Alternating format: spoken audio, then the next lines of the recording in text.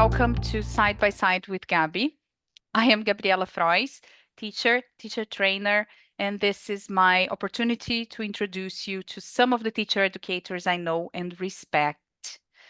Today I'm talking to Ricardo Barros, very experienced teacher and teacher trainer and specialist in pronunciation. He will be here sharing his insights on why pronunciation matters and how teachers can integrate it effectively into their lessons. So let's get started. Ricardo, welcome and thank you for joining me. Yeah, thanks for inviting me, Gabi. So can we start with you introducing yourself a little bit, sharing a bit about your background, more specifically your background as a teacher and teacher trainer, and how it brought you to an interest in pronunciation? Sure. I've been teaching for 20 years, I think since 2003 or 4, if memory serves.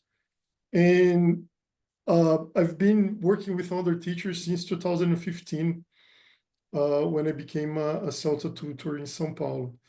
So it's been, I think, a long career. I've done a little bit of everything in terms of teaching. I've been a classroom teacher, I've been an academic coordinator, I've been a mentor, I've been a Cambridge speaking examiner, I've been a Celta tutor, a Delta tutor.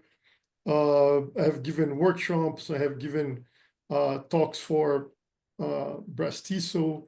I've been a Brastiso advisory board member. So basically everything under the sun, I've tried my hand at. And particularly when it comes to teacher training, I think pronunciation is something that is often overlooked. I remember the first time I did a workshop about pronunciation. I was working as a teacher at Cultura Inglesa in Rio de Janeiro, and every now and then they organize these workshops on Fridays. So I went to the Ipanema branch and had my first contact with ideas about teaching pronunciation that really opened my eyes to a world that didn't exist before. I was the kind of person that often skipped the pronunciation boxes or pronunciation activities in the course book, as I know many teachers do from experience of working with both novice and experienced teachers.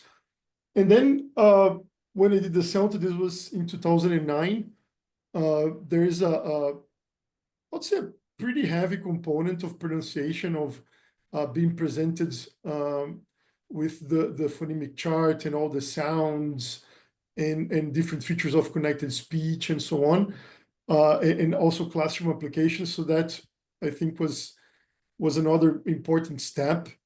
And then I fully delved into it when I did the Delta later on, and had to work with pronunciation either in isolation by a pronunciation lesson by itself, or pronunciation of systems like grammar and vocabulary, pronunciation for receptive skills such as listening.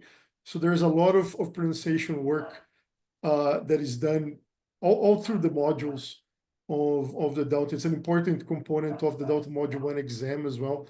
So I think that's when I started feeling confident in my teaching of pronunciation to other teachers. When I did the Delta, then became a Celta tutor. So as a Celta tutor, you often, when you're being trained, you shadow other tutors. So I had the chance to see other tutors giving pronunciation sessions, and that again was part of my education as a trainer and as a pronunciation enthusiast, if I can say that. But I think it doesn't take finishing the Delta to know the basics of teaching pronunciation, right? Otherwise, we're going to discourage the people who are listening to us. But I would say, not being a Celta tutor, I am not sure of what I'm going to say, but it happened in my Celta. We had one of the assignments we had to write had to be about pronunciation. Does this happen with every CELTA course, or is it not necessarily so? No, not necessarily. So, I mean, there is Mm, uh, an assignment about language systems, and pronunciation is part of that. But ah, it's a small, it's generally a small part of analyzing grammar and vocabulary. So not a full pronunciation assignment. mm. That's not the norm. But there's some leeway when it comes to assignments. So it's really up to the center. Got it. Um, It depends on the tutors. Yeah, sure. because I one of the assignments I had to write was observing the learners, taking notes of pronunciation issues, Mhm. addressing how to tackle those issues, suggesting activities, and writing about it. And mind you, I did that in Argentina, so I was dealing with Spanish speaking learners. Mhm. And spoiler alert, I failed this assignment. But everything Yeah, is fine. I got my there's CELTA one anyway. assignment. It's called Focus on the Learner, and that's part of it, analyzing pronunciation and Mm. pronunciation mistakes. But there's also grammar mistakes and vocabulary mistakes and other things. Oh, So it's a part of maybe remember it because of the of Spanish the fail. component. Yeah, but it's just Mm. part of the assignment, not a full assignment. Got it. Yeah, it's possible. Well, they could have asked anything else and maybe it wouldn't have been a problem. Anyway, why do you think pronunciation is so critical for language learners, and how do you think it impacts overall communication? Mhm. Yeah, it's so most people when they come to do an English course or when they come to have private lessons, Mhm, their goal is to be fluent, right? That's what they say, even if they're not sure what being fluent means. But mhm, what they usually mean is they want to communicate, and particularly communicate in speaking, right? It's very rare that definitely. somebody comes to have English lessons. They say, "I want to focus on writing." I mean, it's not impossible. I'm sure there are people who need to Mhm, write emails or reports or I don't know something that's academic and they want to focus on writing. But I would say the majority definitely. of Mhm, language learners want to communicate in speaking, and pronunciation is plays a huge role in speaking in terms of intelligibility, right?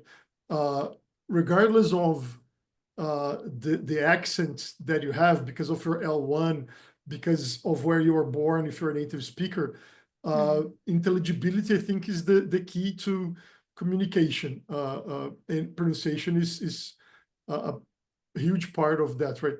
I mean, there's of course vocabulary and grammar and so on, but uh, having pronunciation issues can cause Mhm, miscommunication, and not for knowing sure. certain features of pronunciation may make it hard for you to understand other speakers of English, be them native or non-native.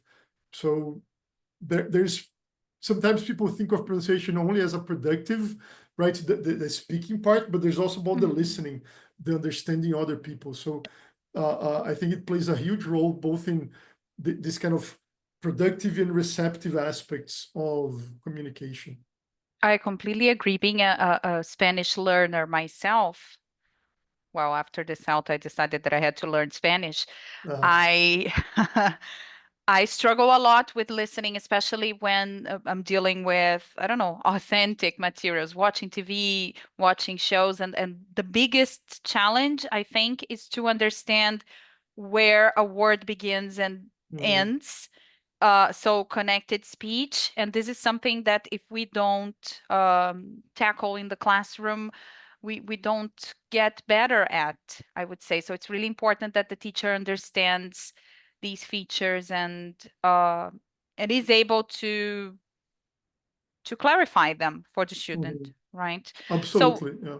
uh, yet, many teachers struggle a lot with teaching pronunciation. And as you mentioned, skip the lessons that involve, skip the section that involves pronunciation in the course books. I've done that too. Um, what advice could you give to make pronunciation practice more engaging and maybe more accessible and for teachers to lose this fear of dealing with it? Mhm. Yeah, I think that the first thing you need to do is to study, right? You're only going to be Mm, confident in pronunciation if you are confident you know whatever aspect of pronunciation that is that you are working with. The same thing with a grammar, right? You can only teach, I don't know, the present perfect or the third conditional if you have mastered those things yourself. It would be very hard for somebody who, let's say, doesn't fully know what the third conditional is to teach it to students. So Definitely. studying is, I would say, is the first step. Having said that, you don't need to tackle everything at once in terms of pronunciation, right? You don't need to, as you said, have done the Celta or the Delta or having done a full pronunciation course in order to tackle particular features of pronunciation. You can start small, focusing on a particular consonant sound, for instance, or a particular vowel sound, or when it comes to connected speech, the linking sounds, which is I would say maybe the most common feature, and that's a feature that's very similar to Portuguese in how it works. So you can probably, even if you haven't been exposed to the proper names it has in English or the rules for that, you can probably, as a teacher, figure that out and help your students in understanding and breaking down connected speech. Because as you said, it's a huge boom for learners to realize that the chunks that they are listening to, the hearing, are not one word, but many words all put in together. Because Exactly. you might assume they would understand that because that's how it works in the L1, but study says that these skills are not transferable. So you do need to tell them, even if it's the same as it is in Portuguese, that linking happens, right? And other features of connected speech, such as assimilation or elision, these things happen.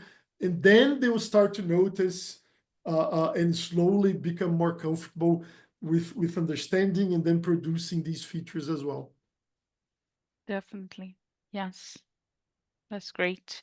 So you will be offering a workshop on pronunciation, right? So can you give us a glimpse of what the workshop covers and how it's going to support teachers who want to improve in this area? Sure. So the focus is going to be on intelligibility, as we have Mhm, just established. That's the most important thing about pronunciation. mhm, And it's going to be a mix of, uh, let's say, the core things in terms of the basics to be understood. So, for instance, we're going to touch on the lingua franca core.